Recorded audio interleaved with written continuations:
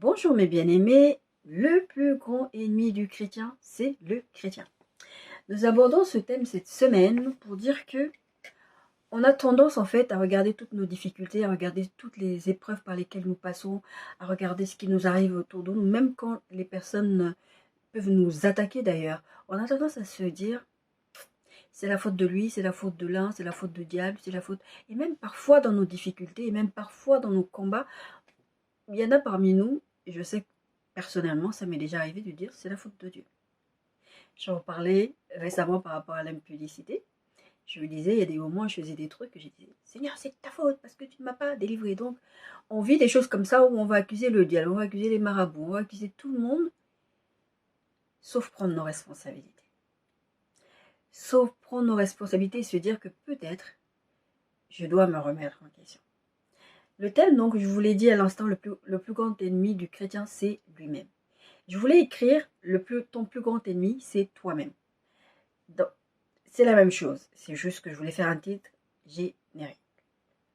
Ésaïe 54, 17 dit ceci. Toute âme forgée contre toi sera sans effet, et toute langue qui s'élèvera en justice contre toi, tu la condamneras. Tel est l'héritage des serviteurs de l'Éternel, tel est le salut qui leur viendra de moi, dit l'Éternel. Quand tu prends ce verset, tu penses aux autres. Comme je viens de le dire, tu penses aux autres, tu penses au marabout, tu penses à Dieu, tu penses à tout le monde. Parce que malheureusement, dans notre vie chrétienne, on ne s'arrête pas simplement aux autres, on met Dieu des fois. Je viens de vous donner mon exemple. On met Dieu des fois dedans. Et on prend ce verset en se disant, tout âme forgée, nul est sans effet, nul est sans effet. Moi, c'était une fois ce que je disais beaucoup avant. Nul est sans effet, nul est sans effet, tout ce que tu lis, nul est sans effet. C'est vrai, la parole de Dieu nous dit que la vie et la mort sont au pouvoir de la langue. Mais la vérité, c'est que si on prend ce verset-là, on peut le prendre à notre propre compte. J'écoutais une prédication il y a quelques années de Mamadou Karambiri. Il utilisait un verset, je ne sais plus lequel, où il disait, prenez ce verset et inversez-le. C'est-à-dire que si la Bible dit que Dieu fait ça, dites-vous que le diable fait ça. C'est-à-dire qu'il faut prendre l'inverse. Et ce verset, ça m'a rappelé ça un peu, ce verset, pour moi, il faut aussi le prendre compte, pas que les autres, nous-mêmes.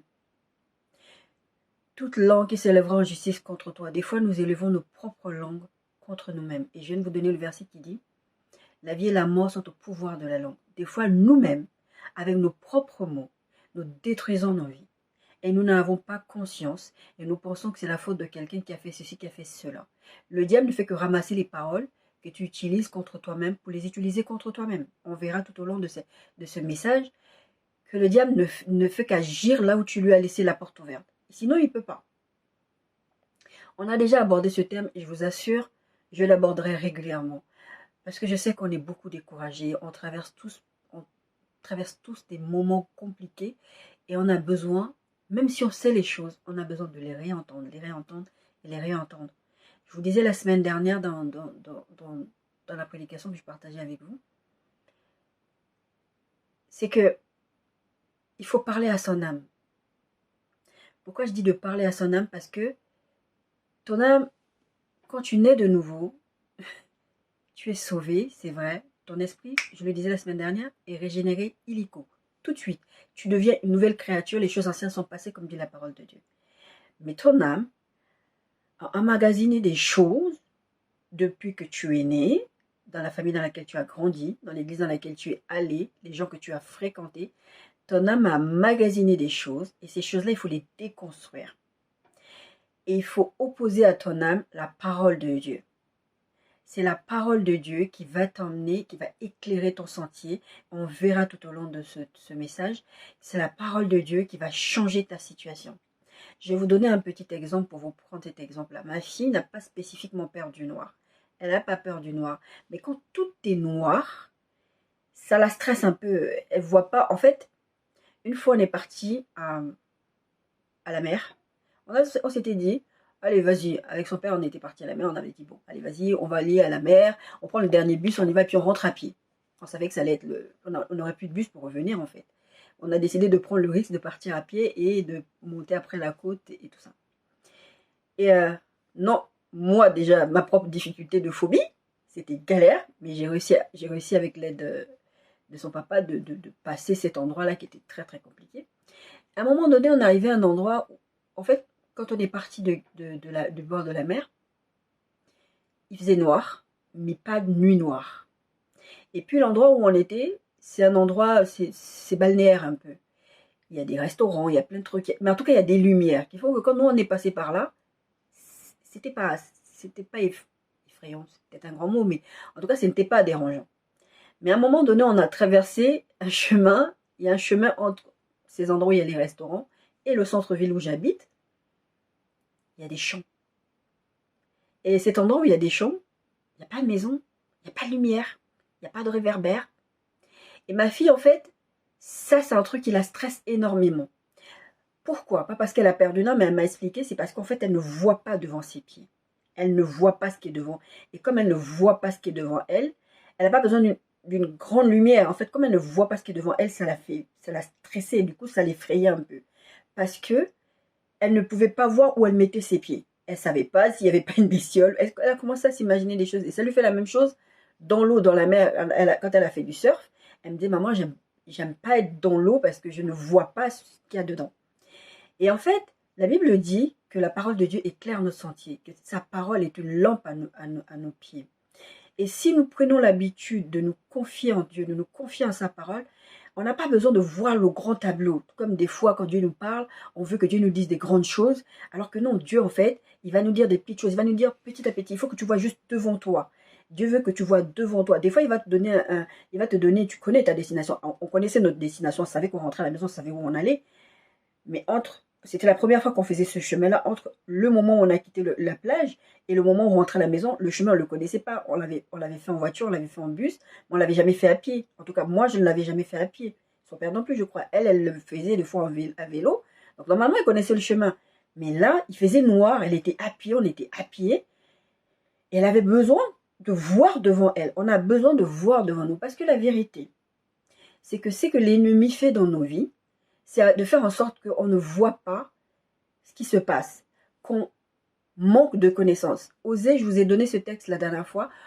La Bible dans Osée, je ne sais plus c'est quoi, je crois que c'est 2-3 qui dit « Mon peuple périt par manque de connaissances ».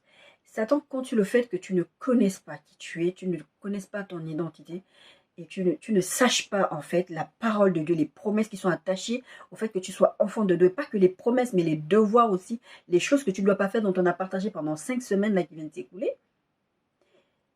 Quand tu sais ces choses-là, tu sais comment tu marches avec Dieu, tu regardes petit pas par petit pas, et Dieu t'éclaire les petits pas par les petits pas.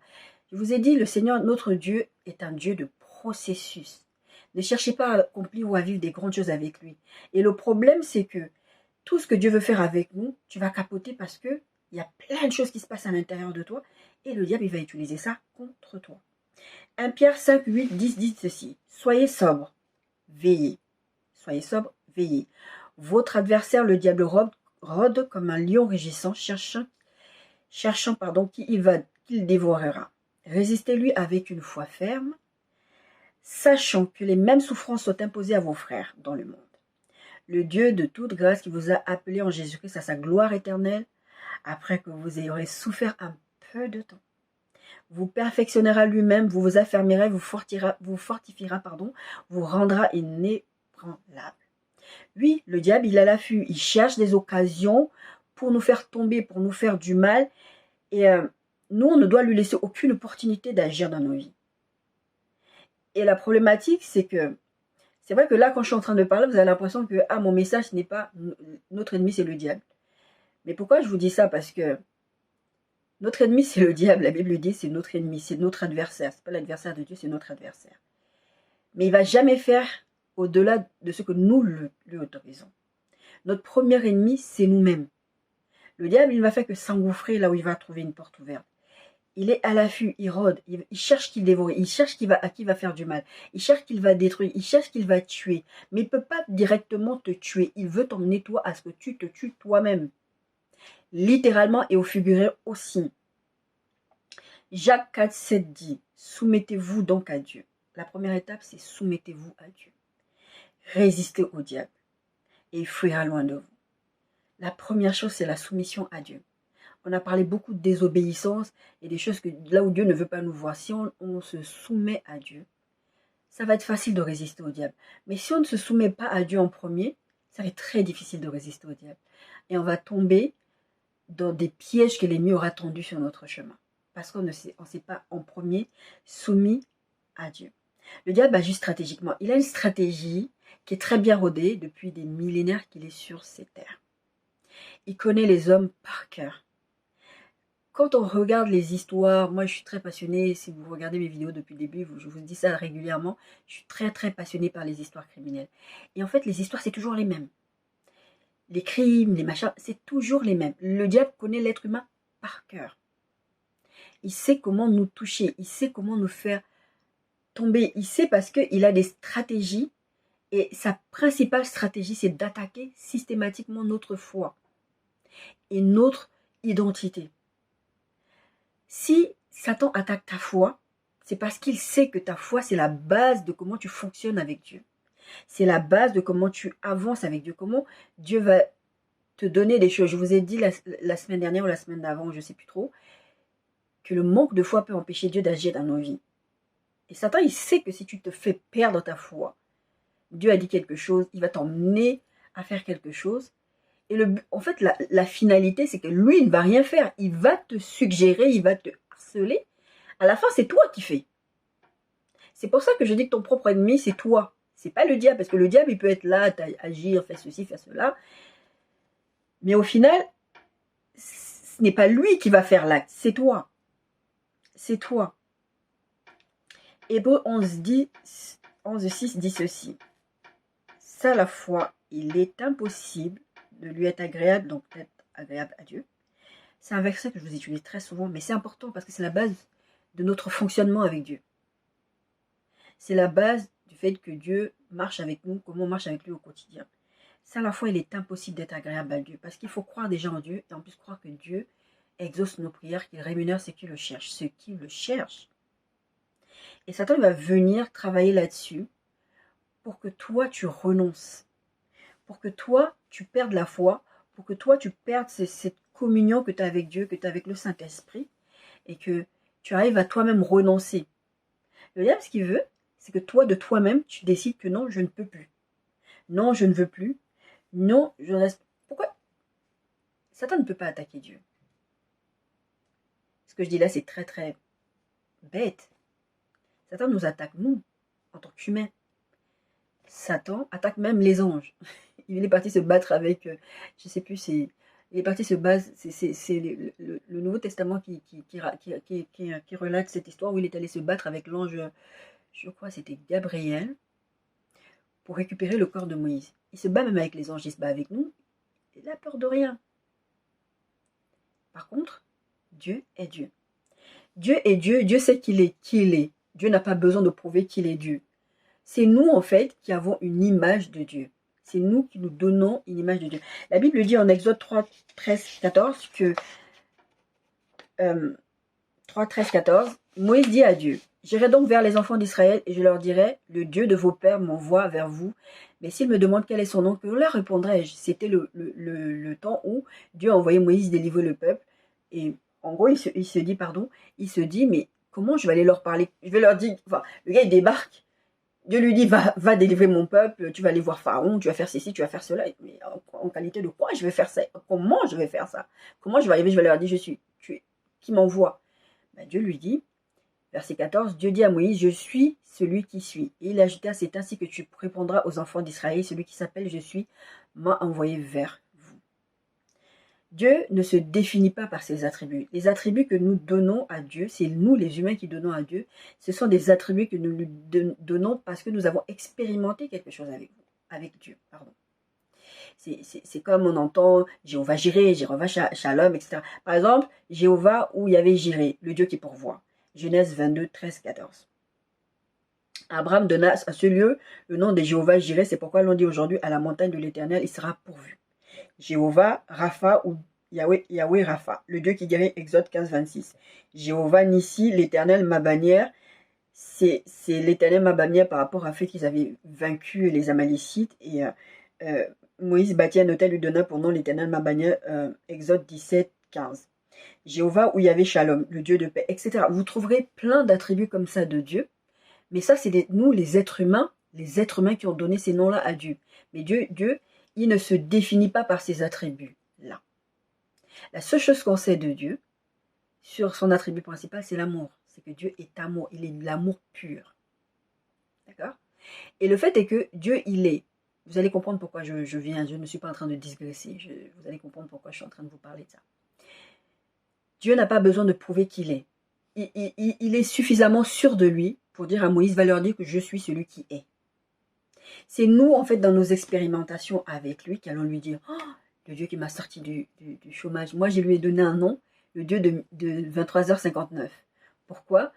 Parce que pour moi, quand j'ai traversé des moments, et ça ne m'est pas arrivé qu'une fois, j'ai traversé des moments compliqués, j'avais une échéance, et jusqu'à la dernière minute, et Dieu, il a agi à la dernière minute.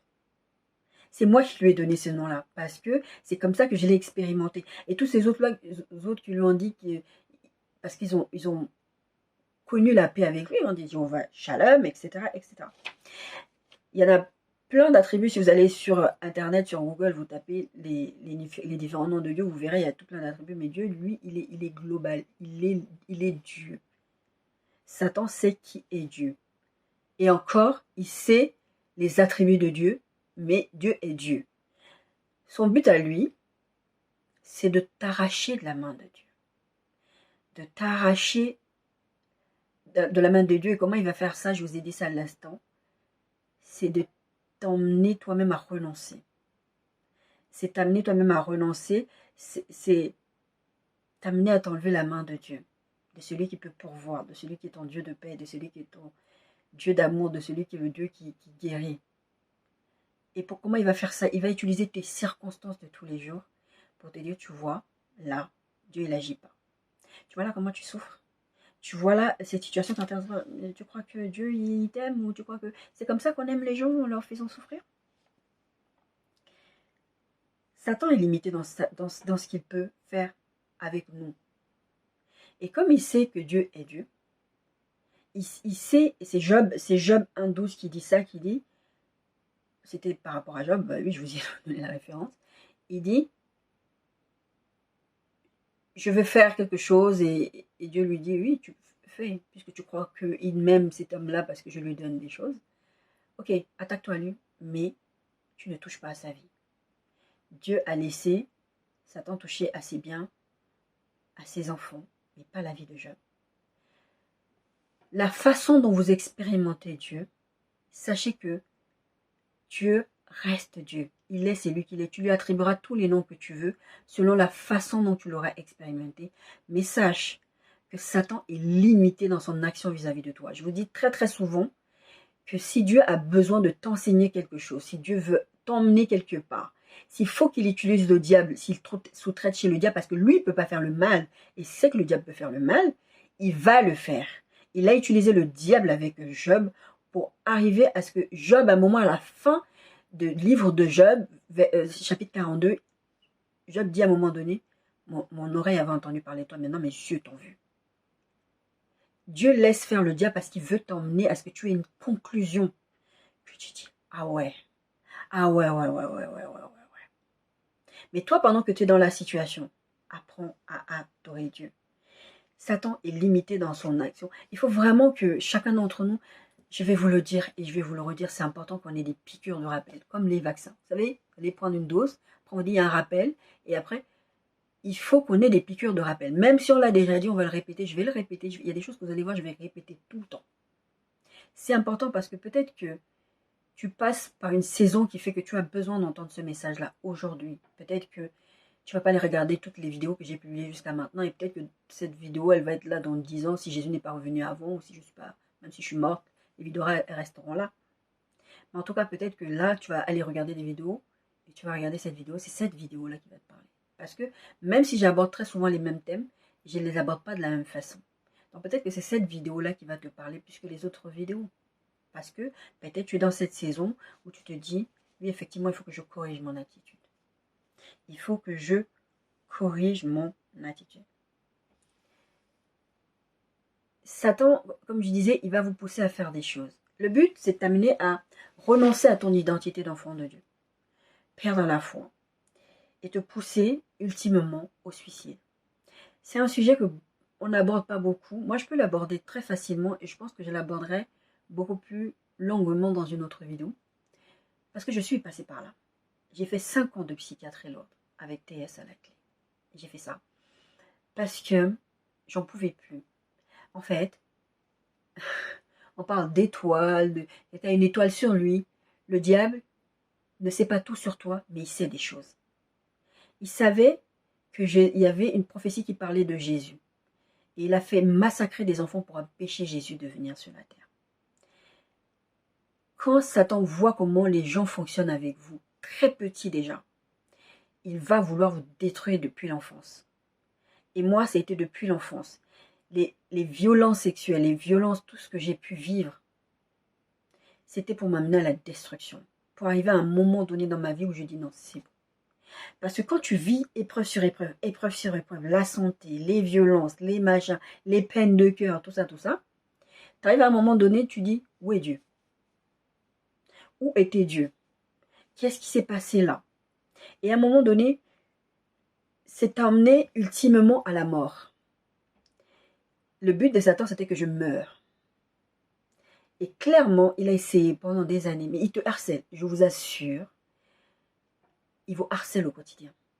J'ai fini par comprendre spirituellement les implications de toutes ces choses-là spirituellement. Mais Satan te harcèle au quotidien. Je veux dire, les choses les plus banales, il va mettre ça, il va emmener ça, il va dans un pic de violence, de souffrance. Je disais à l'époque, et je le dis encore aujourd'hui, et à l'époque, je disais que même où je voulais, ça y est, j'avais envie de mourir. Parce que, en fait, j'étais H24 découragée. J'étais triste à H24. J'étais mal H24. Du coup, tout ce que j'entendais, je vous assure, j'entendais suicide-toi. Suicide-toi. Et quand j'ai commencé à fréquenter la personne dont je vous ai parlé récemment, et que je suis tombée dans l'impudicité, Satan a recommencé à taffer là-dessus. Travailler dans la culpabilité pour que je me suicide. Son but, c'est... Il y a beaucoup de chrétiens qui sont poussés au suicide chaque jour. Satan attaque des tas de chrétiens tous les jours. Des êtres humains déjà en général, mais des chrétiens en particulier. Il y a 2 ans, le Seigneur m'avait prévenu que l'ennemi voulait me ramener dans ça. Je vous ai dit, l'impudicité ouvre beaucoup de portes au diable et aux démons. Ça, je vous dis sincèrement, quand je vous parle de ça, je juge personne, mais c'est vraiment pour vous mettre en garde. Et cette porte a été ouverte et permet à ce que l'ennemi revienne me harceler pour que je me suicide. Et je trouvais ça bizarre. Et je vous avais parlé dans une de mes vidéos, je vous ai donné ces témoignages, je trouvais ça bizarre. Je me dis, pourquoi il fait ça, lui? Avant, quand je marchais encore avec lui quelque part, il n'a pas réussi à m'avoir. Pourquoi il fait ça là? Et le Seigneur m'avait prévenu à plusieurs reprises que c'est ce qu'il essayait de faire. Il m'a dit, tu sais pourquoi il veut faire ça? Parce qu'il veut non seulement te détruire toi, mais il veut détruire l'enfant que je t'ai confié. Pourquoi? Parce que tu vas arriver, cet enfant grandit dans la foi. Cet enfant est enseigné sur la parole, sur ma parole. Et à un moment donné, si toi tu perds la vie parce que tu as renoncé, cet enfant va dire, mais il était où Dieu? Et cet enfant aussi va renoncer. Cet enfant aussi va renoncer et c'est ça le but du diable. Parce que comme je vous l'ai dit, il est limité. Il y a des choses qu'il ne peut pas faire. Il ne peut pas te tuer. Dieu le limite. C'est au-delà même du fait de prendre ta vie. Il y a des choses que Dieu ne lui permet pas de faire. Quand Dieu dit cette bénédiction, elle est pour toi, elle est pour toi. Si Dieu dit telle chose, ça doit arriver comme ça va se passer comme ça. Le diable ne peut faire. Il est très très limité. Son but à lui, c'est de t'amener à un moment donné, te harceler pour te pousser au suicide. Je vous ai parlé plusieurs fois dans mes vidéos du fait que, avant de déménager ici, ma fille vivait le harcèlement scolaire. Et elle commençait à avoir des pensées comme ça, négatives. Mais pourquoi? Mais peut-être qu'il faut que je meure. Mais plein de choses comme ça. Et je dis, ah non. Je dis, Seigneur, ah non. Et le diable, il a fait exactement la même chose avec moi. Il ne peut pas, lui, me tuer. Donc, ce qu'il veut, c'est m'emmener à renoncer. Il faut que toi, de toi-même, tu renonces. Parce que même si tu te trouves devant Dieu, et que tu dis, mais c'est Satan, en fait, comme Dieu, il a... Quand le diable est allé parler à Adam et Ève dans le jardin, il a dit, mais non, Dieu, non, faites. Pourquoi lui-même, il n'est pas allé manger le fruit défendu? Il a voulu que Adam et Ève mangent le fruit défendu pour qu'eux, ils soient maudits. Et Dieu les a maudits. Parce qu'ils n'ont pas écouté Dieu. Son but, c'est d'arriver à un moment donné où toi, tu vas commettre un acte. Tu vas faire quelque chose. Il va te harceler, il va te pousser. C'est pour ça qu'il faut absolument rester dans la parole de Dieu. Je vais vous parler de la parole qui est claire de sentier. Et on va au fur et à mesure. Il va t'amener à renoncer toi. C'est toi qui vas commettre l'acte. C'est toi qui vas commettre l'impudicité. C'est toi qui vas aller te suicider. Et après, tu n'es plus là. Il va t'emmener à douter toi-même, à renoncer à toi-même. Mais si tu te retrouves devant la justice, si par exemple, en France, tu pousses quelqu'un au suicide, maintenant il y a des lois qui sont passées. Il y a une loi qui est passée en 2009. C'est l'article 223-13 qui dit ceci, qu'elle a été modifiée par la loi numéro 2009. Bon, on n'a pas besoin de connaître les références. Mais en tout cas, c'est l'article 223-13 qui dit ceci. Le fait de provoquer au suicide d'autrui est puni de 3 ans d'emprisonnement et de 45 000 € d'amende lorsque la provocation a été suivie de suicide ou d'une tentative de suicide. Les peines sont portées à 5 ans d'emprisonnement et à 75 000 € d'amende lorsque la victime de l'infraction définie à l'alinéa précédent est un mineur de 15 ans, c'est-à-dire de moins de 15 ans. Parce que, en fait, pourquoi des lois comme ça existent, par exemple en France, c'est parce que pendant des années, des gens agissaient en toute impunité, harcelant les autres pour les pousser au suicide. Et il y a plein de pays où des gens, moi je regarde beaucoup les histoires criminelles, par exemple aux États-Unis, dans certains États, la personne te pousse au suicide, mais vraiment elle t'envoie des lettres, suicide-toi, fais ceci, elle te met dans une position où à la fin la personne se suicide, mais elle n'a rien. Parce qu'au final, c'est pas elle qui a commis le suicide, c'est toi. Satan, ce qu'il veut, c'est ta destruction. Je vous dis, il cherche je vous ai lu tout à l'heure, le diable rôde, il cherche qu'il va te dévorer. Littéralement, à la fin, c'est ça qu'il veut. Ultimement, c'est ça. Lui, il sait qu'il va en enfer. Il connaît sa fin. Et il veut que tu partages la fin avec lui. Il ne veut pas être tout seul en enfer. Satan s'en fiche de quel moyen, quelle méthode il va utiliser. Toutes les méthodes qu'il peut, il le fera. S'il faut qu'il utilise ton père, ta mère, ton frère, ta soeur, ton enfant, il le fera. Et c'est même encore plus douloureux, justement. Parce que du coup, tu te dis, mais j'ai qui? Moi, à l'époque, j'étais là, mais j'ai qui, en fait? J'ai qui? Personne même. Et je vous dis, à un moment donné, quand tu souffres d'esprit de rejet comme ça, par exemple, quelqu'un va te dire, tu vas dire à quelqu'un, ah, tu vas acheter une glace, bah vas-y, achète-moi une glace. Et comme tu as un esprit de rejet qui travaille à l'intérieur de toi, c'est pour ça qu'il faut travailler la parole de Dieu, parler à son âme et renouveler son âme pour aussi que, autant que l'esprit est régénéré et que l'âme aussi soit régénérée. L'âme a besoin d'être rééduquée. Et donc, tu vas voir quelqu'un, tu vas dire, ah, achète-moi de la glace. Et la personne va te dire, non, là, j'ai pas de pièces. Tu dis, j'ai pas de pièces. Est-ce que tu peux acheter la glace pour moi? Là, j'ai pas de pièces. Et la personne va te dire, j'ai pas de pièces ou je veux pas. Parce que c'est chiant, des fois, ils te disent clairement, je veux pas faire quelque chose pour toi. Mais c'est pas par méchanceté, mais des fois, c'est par méchanceté, mais des fois, c'est pas par méchanceté. Moi, je le prenais mal. Maintenant, je vais aller vouloir mourir parce que quelqu'un n'a pas voulu m'acheter une glace. Tout était devenu sujet à vouloir mourir.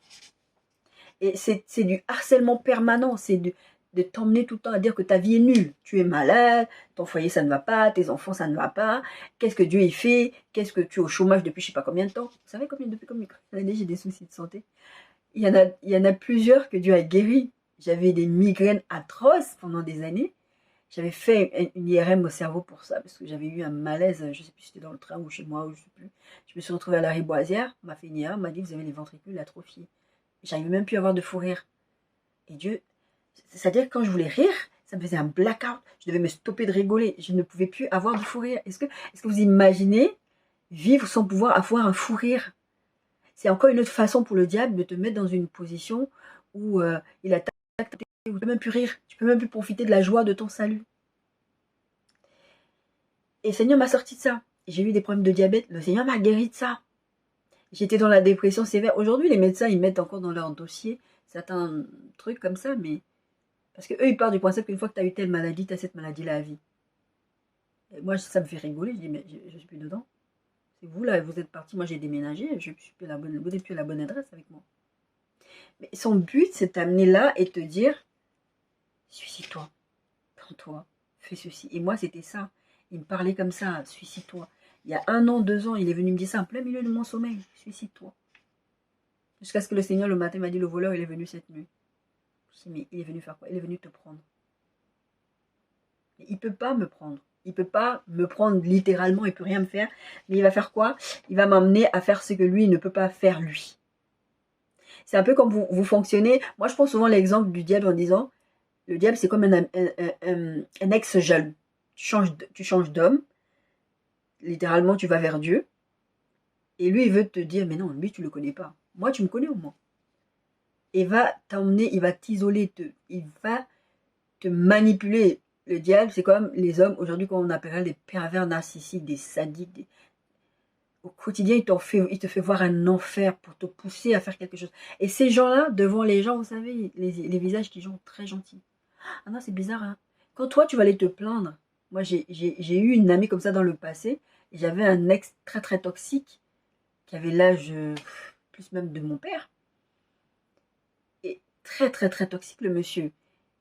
Et, euh, et à un moment donné, il y a une de mes anciennes amies qui me dit un jour, ah mais tu es comme tu es, c'est ta faute, hein, c'est pas de sa faute à lui. Tout le monde savait que ce monsieur-là était en train de me détruire.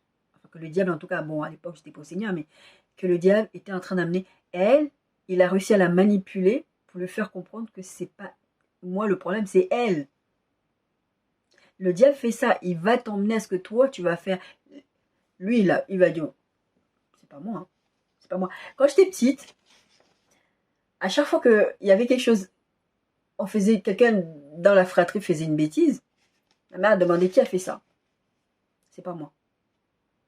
Ma mère est arrivée à la conclusion où elle disait, ah, apparemment, il y a un enfant, c'est un des combien? Ah, il était 4 choix. Elle dit, j'ai un autre enfant ici qui s'appelle C'est pas moi. On l'a regardé. C'était forcément un de nous qui avait fait. Mais c'était pas moi. Donc, il y a une autre personne qui s'appelle C'est pas moi dans cette maison. Et le diable, tu vas te suicider. Tu vas pécher contre Dieu. C'est pas moi. Au final, qui c'est qui allait pécher? C'est toi. Qui c'est qui n'est plus là? C'est toi. Parce que Dieu ne viendra pas bien sûr, il va être jeté dans les temps de feu. Mais Dieu va demander des comptes à toi. Pourquoi tu as fait ça? Parce que Dieu, il a parlé à Caïn. Il a dit à Caïn, le péché est appuyé à ta porte. À la fin, il a puni qui? Caïn. Bien sûr, après, Caïn a négocié, mais il a puni qui? Caïn. Quand le diable est allé pousser Adam et Ève au péché originel, qui a eu les conséquences? L'humanité. D'abord, eux deux, ils ont été maudits. Bien sûr qu'il a maudit aussi le diable. Mais les deux, ils ont été punis aussi. Et l'humanité découle de cette chute de l'homme. Aujourd'hui, un être humain qui naît, il naît avec le péché originel. La séparation de Dieu. Et que si tu ne te retournes pas, tu ne reprends pas cette connexion par la nouvelle naissance, pardon, tu es perdu pour l'éternité. Pourquoi? Parce qu'à un moment donné, le diable est allé dire quelque chose, il a dit, oh, vas-y. Vas-y, et comme ça, tu tombes. Matthieu 4, 1, 11. C'est ce texte, je voulais beaucoup utiliser, peut-être un grand mot, pour vous parler, en fait, c'est la tentation de Jésus dans le désert. Dans le désert. La Bible dit que c'est le Saint-Esprit qui a poussé Jésus à aller dans le désert, pour qu'il soit tenté par le diable. C'était une des épreuves qu'il devait passer avant de commencer le ministère. Matthieu 4, 3 dit ceci. Le tentateur s'étant approché de lui dit, si tu es fils de Dieu. Première chose que Satan attaque, son identité. Ordonne que ces pierres deviennent des pains. Parce que il venait de gêner. Je vais reprendre verset 1. Verset 1, Matthieu 4, 1. Alors Jésus fut emmené par l'Esprit dans le désert pour être tenté par le diable, après avoir jeûné 40 jours et 40 nuits, et il eut faim. Il est venu le tenter parce qu'il a eu faim. Il a eu un besoin. Tu as un besoin physique de rapport intime, Satan va te mettre des occasions. Et souvent, il te met des occasions quand Dieu est en train d'ouvrir une porte de bénédiction pour ça. Comme ça, tu perds ta bénédiction. Jésus a eu faim et il lui dit, identité, est-ce que tu es le Fils de Dieu? Donc, transforme. Ça va pas ou quoi? Et Jésus lui répond par la parole. Verset 5.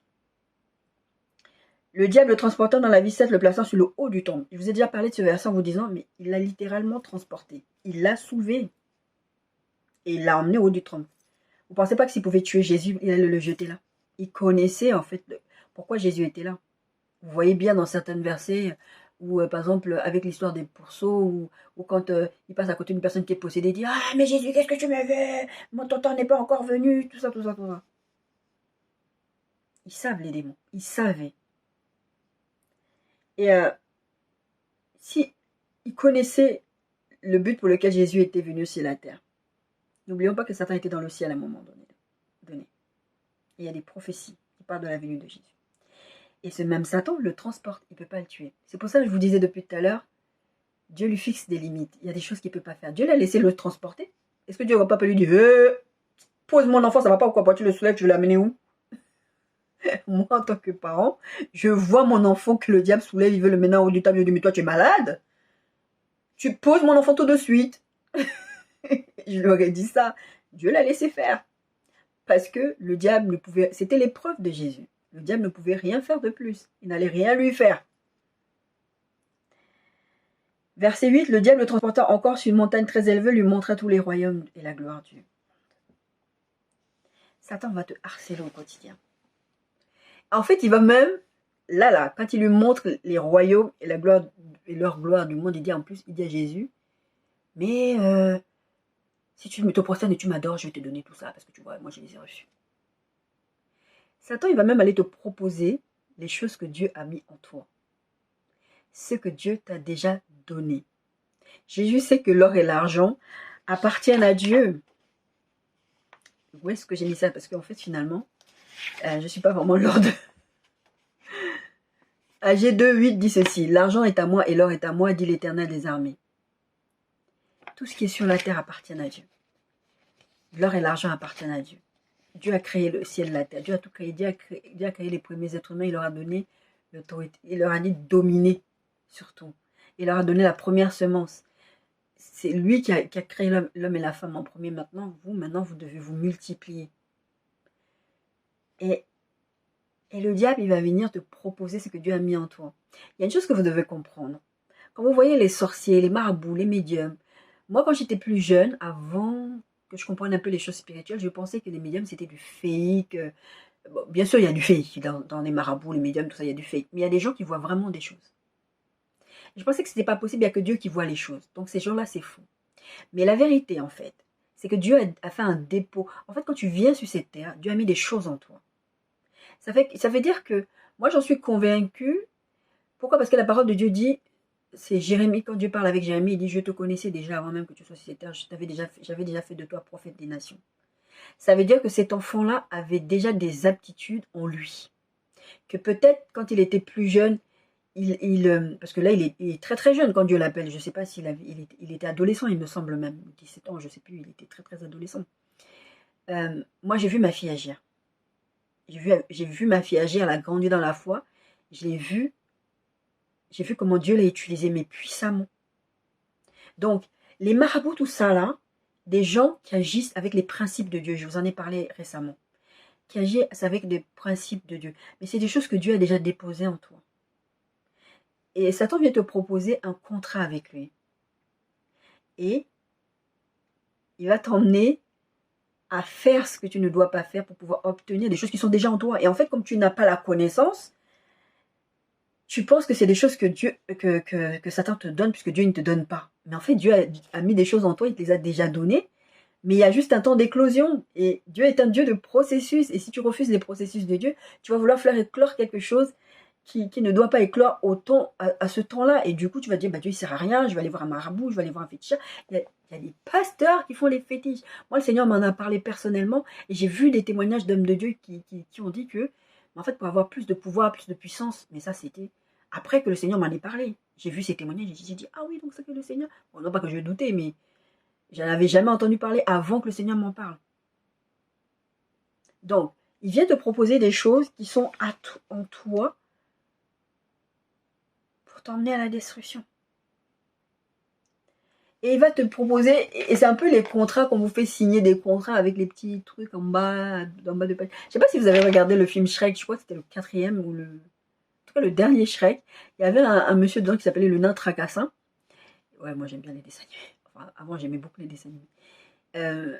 Les dessins animés, les films d'animation. Et dedans il y a le nain tracassin. Lui en fait, il te propose quelque chose en échange de quelque chose. Mais sauf qu'il te fait croire que ce qu'il te propose en échange de ce qu'il va prendre de toi, c'est rien. Il vient trouver Shrek dans une frustration. Ouais, maintenant je suis papa, je peux même plus. Avant j'étais un ogre. je faisais ce que je voulais, je vivais ma vie, je faisais peur aux gens, maintenant les gens n'ont plus peur de moi, ils me trouvent trop gentil, c'est un peu comme tu deviens chrétien, t'es maintenant trop comme ça, mais maintenant, moi, ma vie avant, c'était mieux, tout ça, tout ça, tout ça. Nous voulons retourner en Égypte, les concombres de... Et le nain tracassin, il va voir Shrek, il va négocier avec Shrek. Il va dire à Shrek, écoute, moi, je te propose de te faire vivre une journée sans toutes ces choses-là, toutes ces choses qui t'embêtent, qui te frustrent au quotidien, mais à condition que tu me donnes une toute petite journée de ta vie, n'importe laquelle. N'importe laquelle, oui, n'importe laquelle. Tu choisis. Après, il dit, ouais, une journée qui va pas faire du mal dans ta vie. Tu t'en souviendras même pas, une journée quand tu étais bébé. Et en fait, son but à lui, c'était de l'amener à renoncer au jour de sa naissance. Il l'a emmené à renoncer après. Bon, je vous invite à regarder. Moi, en fait, à chaque fois que je regarde la télé ou je regarde, l'Esprit de Dieu me parle souvent dans les choses bêtes comme ça. Enfin, c'est bête, mais il parle. Et le gars, il a signé en se disant, ouais, c'est rien, c'est qu'une journée. Le diable, il va t'emmener à faire des choses, à renoncer à qui tu es, à renoncer à ce que Dieu a promis, à renoncer même à ce que Dieu a mis en toi, parce que lui, il te propose mieux, il te fait croire, les petits trucs qui sont écrits en bas de la page là, que tu ne lis pas et que tu signes, tu dis, oh, c'est rien, ça ne va pas être important. Il t'emmène à ça. Comme je vous ai dit, Satan, il va t'amener, il va te harceler. Et son but à lui, c'est de te détruire. De t'amener à perdre ta joie, t'amener à perdre ta paix, mais ultimement, t'amener au suicide, t'amener à te tuer. Parce qu'il a dit à Jésus, je vous ai lu tout à l'heure, il lui dit, jette-toi en bas. Matthieu 4, 6, il lui dit, si tu es fils de Dieu, jette-toi en bas. Les anges vont te porter. Il voulait que Jésus se suicide. Il savait qu'on ne tente pas Dieu.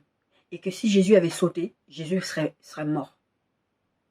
Et souvent, il va faire ça, il va te harceler dans notre quotidien. Le but de Dieu, c'est de te convaincre toi. C'est pour ça que le titre de mon message, c'est l'ennemi du chrétien, c'est le chrétien lui-même. Il va te convaincre toi, parce qu'il faut que toi, tu arrives à faire ce que lui ne peut pas te faire à toi. Tu es ton propre ennemi.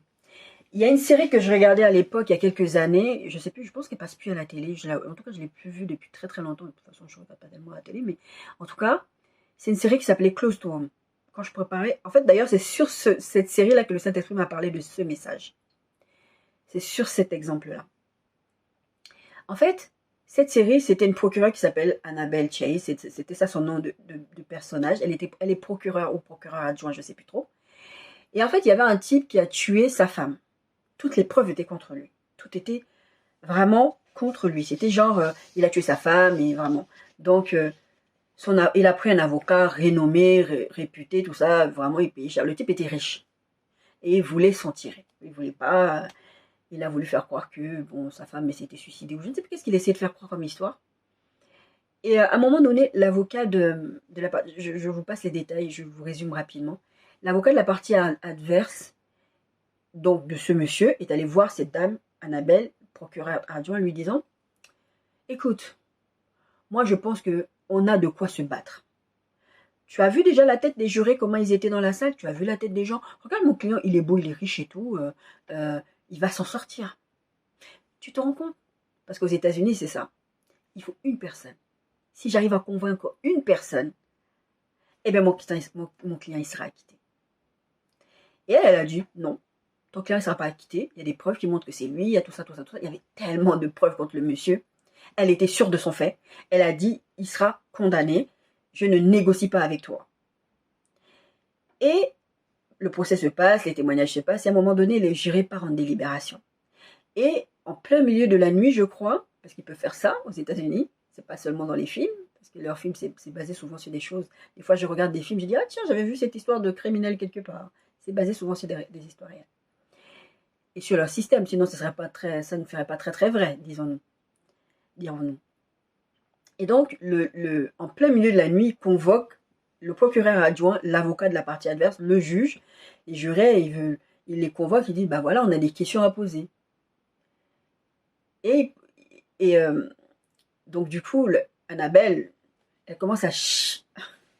Elle est chamboulée, elle commence à chavirer. Et du coup, le monsieur l'avocat de la partie adverse vient la voir, vient lui dire, tu vois, je t'avais dit, une personne. Pourquoi tu crois qu'ils nous font venir la nuit? Parce qu'ils ont des doutes. Parce que... Et en fait, l'avocat, son but, c'était de négocier une peine moins lourde pour son client. Quasiment, il n'allait même pas faire de la prison, ou en tout cas très peu de prison. Le but, c'était d'amener Annabelle à signer un accord, parce qu'aux États-Unis, même quand le jury est en train de délibérer, tu peux venir encore négocier jusqu'à la dernière minute. Tant que le jury n'est pas sorti et que le verdict n'a pas été lu, tu peux, même en plein milieu qu'on va lire le verdict, on n'a pas encore prononcé une parole, tu peux négocier, tu peux dire stop, je négocie. Et c'est déjà arrivé dans plein d'affaires que j'ai vues. Et donc, elle dit, tu vois, s'ils nous ont convoqués en pleine nuit, si c'est qu'ils doutent, s'ils doutent, ils vont la quitter. Tu vois, bon. Et il était sûr de lui, très souriant, très machin. Annabelle, elle a commencé à se dire, à parler avec ses collègues, elle a dit oui, bah, parce qu'effectivement, moi j'étais sûre de moi, le cas c'était quasiment gagné, et regarde dans quelle situation on se retrouve, maintenant ils sont en train de poser des questions, ça veut dire qu'ils doutent, bon vaut mieux, au moins qu'il aille un tout petit peu en prison, on va négocier avec lui. Ils ont négocié. Et on a dit au juré, bah maintenant vous êtes libérés puisqu'il y a eu une négociation de peine, on leur a expliqué en fait ce qui s'est passé. En fait, un des jurés est allé voir à la fin Annabelle, il lui a dit, mais pourquoi vous avez fait ça? Parce que du coup, quand ils ont fait tous les tractations la nuit, la journée, bah, du coup, ils sont allés au tribunal, on leur a dit, voilà, vous êtes libérés, le juré, tout ça, voilà la peine, voilà. Et à la fin, quand tout a été entériné, un juré est allé voir Annabelle, il lui a dit, mais pourquoi vous avez négocié avec lui? Et Annabelle a dit, mais parce que quand vous étiez en train de douter, du coup, je me suis dit que, enfin, on s'est dit que bah, c'était mort, quoi, que vous croyez à sa version. Le juré, il a dit, mais non, aucun, on était unanime, en fait, il allait prendre le maximum. Je sais plus si c'était la peine de mort ou la prison à vie ou je sais plus trop quoi. Il allait prendre le maximum. Jamais on allait le laisser sortir. C'est juste qu'il y avait un détail qui nous avait intrigué et par rapport à ça, on voulait déterminer la peine ou je ne sais plus trop quoi. Et elle était tellement choquée. Et après, le juré est parti s'est éloigné, l'avocat de la partie adverse est arrivé et lui a dit, vous savez qu'on avait gagné cette affaire. On avait gagné cette affaire. Votre client allait être condamné. Et l'avocat adverse lui dit, quand je vous ai dit, il fallait que j'arrive à convaincre une personne. Je ne vous ai jamais dit qui c'était. Mais c'était vous qu'il fallait convaincre. Le diable va t'emmener à douter de ton identité. Le diable veut t'emmener à ce que si tu es fils de Dieu, est-ce que Dieu t'a réellement dit ça? Si tu doutes, la foi est une ferme assurance. Une ferme assurance. Dieu a dit, je vous assure, quand Dieu m'a dit, tu pars en Bretagne, on pouvait me dire n'importe quoi, les gens se moquaient parce qu'en fait, il y a eu un délai entre le moment où j'ai commencé à en parler, au moment où je suis venue. Je pense pas que c'était du manque de maturité ou quelque chose comme ça, parce que j'ai pas eu l'impression que le Seigneur, à ce moment-là, me disait ne parle pas. Il y a eu un temps où il fallait pas parler, et il y a eu un temps où le Seigneur m'a permis de parler. Je ne doutais pas. Les gens se moquaient de moi. J'étais sûre de moi. Dieu avait parlé. Il y a tout plein de choses dans ma vie. Je suis sûre de moi. Tu peux me dire ce que tu veux. Je suis sûre de moi.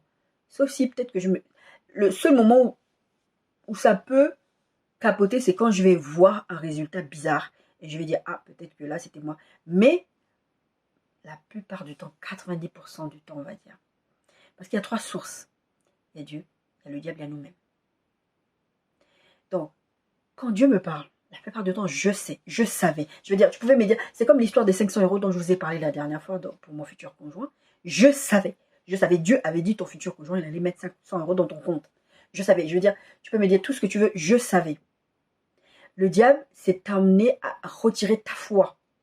À retirer ta foi et faire vaciller ta foi, c'est aussi t'emmener à faire vaciller ton identité. Faire vaciller en question. Mais tu crois en Dieu, regarde, tu es toujours malade, regarde, ton enfant a toujours ça, regarde, il y a toujours ceci, il y a toujours ceci, il y a toujours cela. Il fallait convaincre quelqu'un. Il savait qu'il ne pouvait pas convaincre les jurés, cet avocat-là. Il savait qu'il ne pouvait pas les convaincre parce que les preuves étaient là, tout était là. Ils allaient le condamner. Mais lui, il fallait qu'il fasse douter cette fille. Et une fois qu'il a fait douter cette fille, il a obtenu ce qu'il voulait. Satan va te faire douter pour obtenir ce qu'il veut, il attend de toi.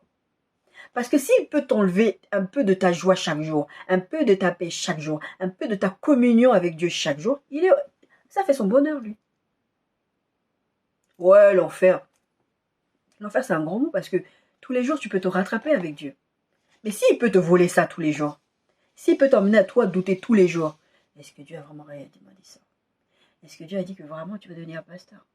Est-ce que Dieu a vraiment dit que ceci? Est-ce que Dieu a vraiment dit que cela? Vous vivez des choses dans votre quotidien où Satan vient te dire très souvent, est-ce que Dieu a réellement dit? Dites-lui de fermer ça. Parce que oui, Dieu a réellement dit. Basez-vous sur les Écritures. Romains 8, 33, 35 dit ceci. Qui accusera les élus de Dieu? C'est Dieu qui justifie. Qui les condamnera? Christ est mort, bien plus, il est ressuscité, il est à la droite de Dieu. Il intercède pour nous. Jésus intercède pour nous pour qu'on tienne bon, pour qu'on y arrive. Qui nous séparera de l'amour de Christ? Sera-ce la tribulation, l'angoisse, la persécution, ou la faim, ou la nudité, ou le péril, ou l'épée? Je n'ai pas mis la suite du verset, mais je vous l'ai lu plusieurs fois ces derniers temps. Ni la faim, ni l'épée, ni rien ne nous séparera de l'amour de Dieu, ni les profondeurs, ni les hauteurs. Vous regarderez Romains 8, et vous verrez ce verset. Satan veut te faire croire que depuis que tu as prié là, Dieu ne t'exauce pas. Rien. Il peut être l'accusateur, mais rien ne peut nous séparer de l'amour de Dieu. Psaume 103, 8, 14 dit ceci. L'Éternel est miséricordieux et compatissant, là en colère et riche en beauté. Verset 9, il ne garde pas sa colère à toujours. Verset 11, mais autant les cieux sont élevés au-dessus de la terre, autant sa bonté est grande pour ceux qui le craignent. Autant l'Orient est éloigné de l'Occident, autant il éloigne de nous nos transgressions. Comme un père a compassion de ses enfants, l'Éternel a compassion de ceux qui le craignent. Car il sait que de quoi nous sommes formés, il se souvient que nous sommes poussière. Ça veut dire que Dieu sait qu'à un moment donné, tu vas flancher. Ça veut dire que Dieu sait qu'à un moment donné, tu vas baisser les bras. Dieu sait qu'à un moment donné, tu as des pensées suicidaires. C'est pour ça que il revient, il a compassion, il use de patience envers nous. 1 Jean 1, 8, 1 Jean 1, 8, 10 dit ceci, pardon. Si nous disons que nous n'avons pas de péché, nous nous séduisons nous-mêmes et la vérité n'est point en nous. Si nous confessons nos péchés, il est fidèle, Dieu, et juste pour nous les pardonner et pour nous purifier de toute iniquité. Si nous disons que nous n'avons pas péché, nous nous faisons menteurs et sa parole n'est point en nous. Jean 8, 36. Si donc le Fils vous a franchi, vous serez réellement libre. Il faut déjà accepter qu'il y a un problème avec toi. Satan n'est pas le problème. Le problème, il est avec toi. Confesse-toi devant Dieu. Dis que là, Seigneur, je te demande pardon parce que je ne t'ai pas fait confiance. Dieu disait, je vous ai lu ce texte, c'était dans Nombre 14, je crois, où il dit, combien de temps encore ce peuple me méprisera-t-il? Et je vous avais dit, Dieu considère que tu le méprises quand tu n'as pas foi en lui. Confesse-toi devant Dieu. Dis à ton Dieu, je veux croire à ta parole, je veux revenir à tes pieds. Là, j'ai douté de toi et je veux revenir en tes mains. Et il est fidèle, il est juste pour te les pardonner. Et il te restaure. Satan veut détruire ta vie, mais il va commencer par l'intérieur. C'est te faire douter de Dieu. Il va travailler à l'intérieur de toi. Te pousser à l'impudicité, te pousser au vol, te pousser à plein de choses comme ça. La Bible dit quelques péchés que commettent un homme est hors de son corps. C'est pas que c'est moins grave, mais c'est hors de ton corps. Et Satan lui travaille à l'intérieur. Parce que l'intérieur de toi, ton corps, c'est l'habitation du Saint-Esprit. S'il arrive à souiller l'habitation du Saint-Esprit, par quelque moyen que ce soit, il gagne du terrain. Il gagne du terrain. Et si le Fils t'a franchi, tu es réellement libre. Satan va toujours te proposer ce que tu as déjà en toi. Et Jésus veut te faire regagner cette liberté. Pour te dire que ce que je t'ai donné, je te l'ai donné, récupère. Quand Dieu a dit dans le jardin d'Éden, dominer, il voulait qu'on domine. Et maintenant, c'est le monde qui domine, c'est les phobies qui nous dominent, les peurs qui nous dominent. 365 fois dans la Bible, c'est écrit, ne crains pas. Et nous sommes toujours dans les craintes. Oh, j'ai craint parce qu'on m'a dit que j'ai un cancer. Oh, j'ai craint parce qu'on m'a dit que j'ai ceci. Qu'est-ce que Dieu ne peut pas faire? Qu'est-ce que Dieu ne peut pas faire? Jésus est la vérité. Et je vous ai dit récemment, en vous parlant de Dieu, mais Jésus aussi est Dieu. Il ne peut pas mentir. Il ne peut pas mentir dans ce qu'il dit, crois ce qu'il dit.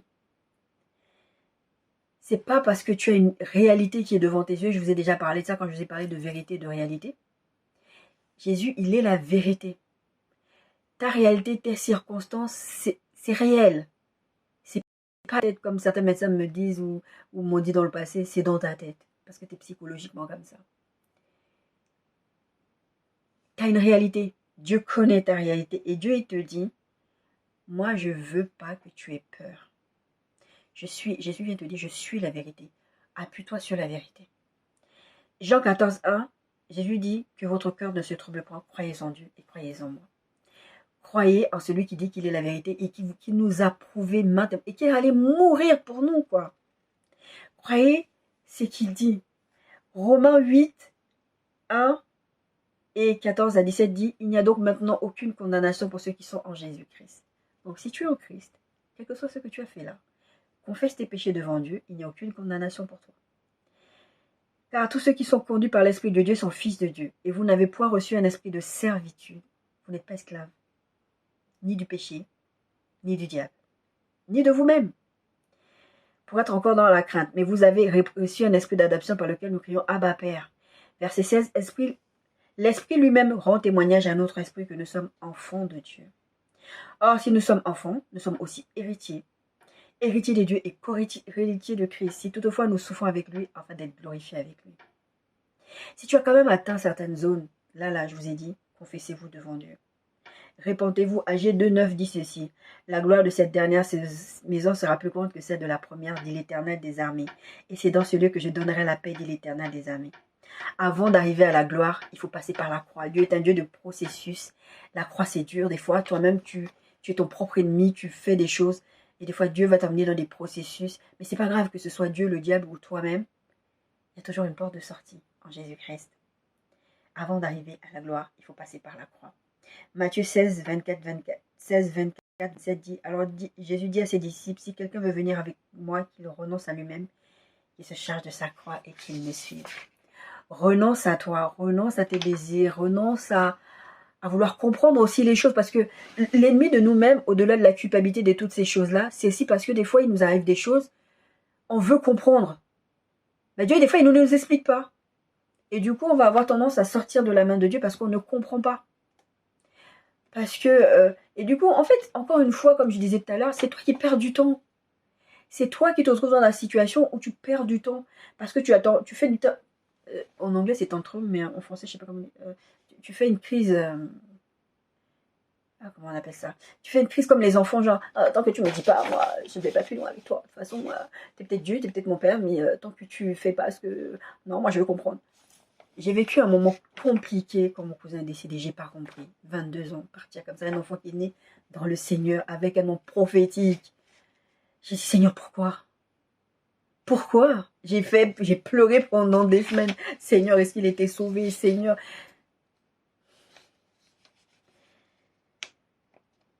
Et les sentiments qui étaient en Jésus-Christ. Philippiens 2, 5, 9. Verset 7. Parce que Jésus s'est dépouillé lui-même en prenant une forme de serviteur, en devenant semblable à nous. Je change les mots exprès pour qu'on se les approprie. Ayant paru comme un simple homme, il s'est humilié lui-même, se rendant obéissant jusqu'à la mort, même jusqu'à la mort de la croix. C'est pourquoi aussi Dieu l'a souverainement élevé. Quand je vous dis, il l'a souverainement élevé, il lui a donné le nom qui est au-dessus de tout nom. Parce qu'avant d'arriver à la gloire, il faut passer par la croix.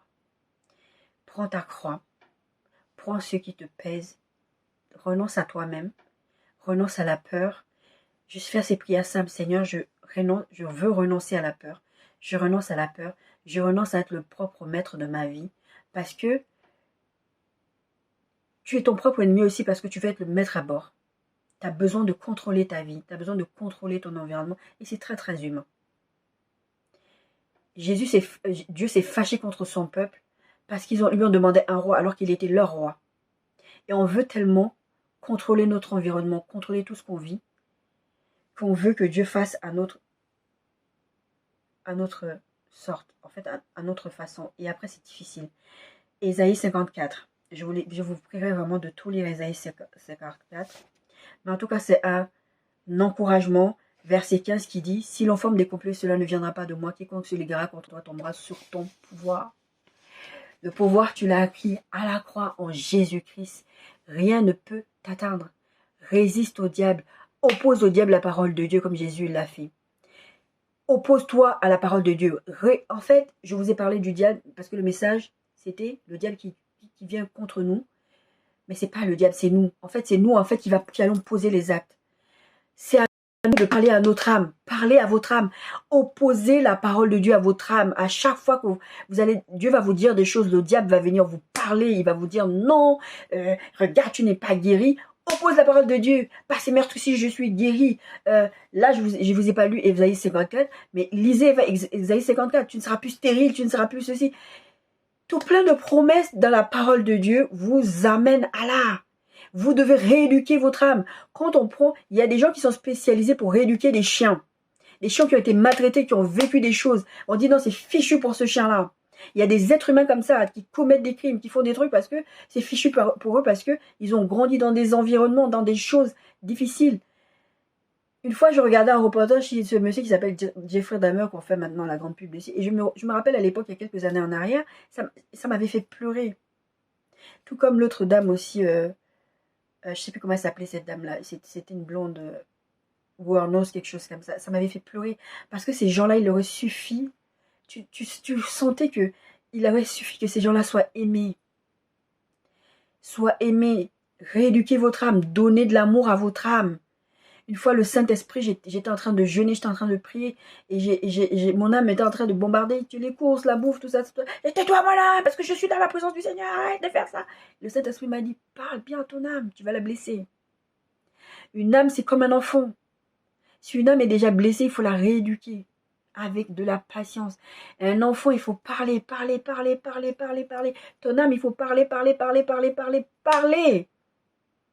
Et pas parler juste des mots comme ça. Opposer à ton âme la parole de Dieu. Il faut que la vérité t'affranchisse des peurs dans lesquelles tu es, des choses que l'ennemi a mis dans ton cœur, les choses que ta famille a mis dans ton cœur, les choses que toi-même par lesquelles tu es passé la culpabilité parce que tu as avorté, parce que tu as commis l'impudicité, parce que tu as vécu tout plein de trucs et tu te dis mais comment Dieu peut encore m'aimer? Dieu t'a aimé. Jésus est parti à la croix jusqu'à la mort de la croix. Il veut que la gloire de la deuxième maison soit plus que celle de la première maison. Il veut élargir, Ésaïe 54 parle de ça, il veut élargir ta tente. Il veut te donner plus que ce qu'il t'a donné jusqu'à maintenant. Relève la tête.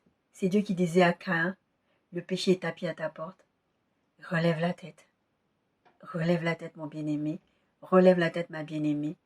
Ne laisse pas tes propres peurs.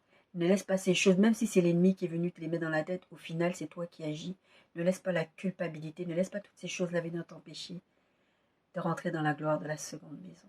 Soyez bénis.